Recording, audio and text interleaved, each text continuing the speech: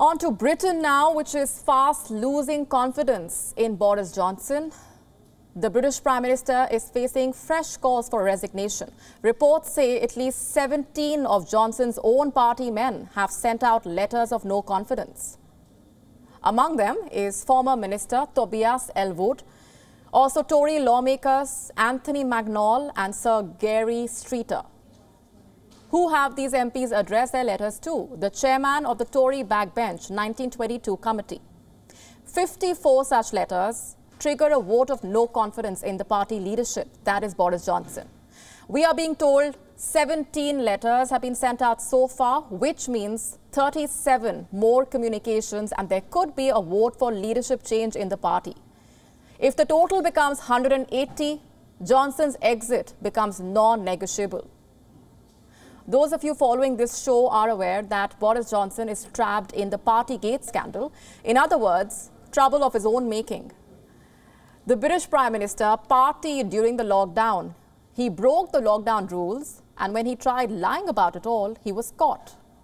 And to make matters worse, the London Metropolitan Police launched an investigation into these parties. Very recently, the British Prime Minister was also caught lying about evacuating animals from Afghanistan during the fall of Kabul. The situation hit a new low when the British civil servant Sue Gray published her report. She investigated the Downing Street parties held amid the pandemic. And here's what Gray found. Some of the behavior surrounding these gatherings is difficult to justify, quote unquote. Johnson, however, is trying his best to justify his leadership, justify the need to hold on to power. In his latest speech, the Prime Minister cited the need to deliver on pandemic promises. Mr. Speaker, it tells me that it is more vital than ever for the government of this country to get on with the job, deliver our COVID recovery plan, and that is what we are doing. Can a leader really cling on to his or her chair? And for how long? Boris Johnson is being criticized of excessive partying, flouting lockdown rules, lying to his voters and the parliament. There is public discontent. There is loss of trust, loss of confidence. The result looks like this. Mr. Speaker, we know this Prime Minister has no respect for decency or honesty.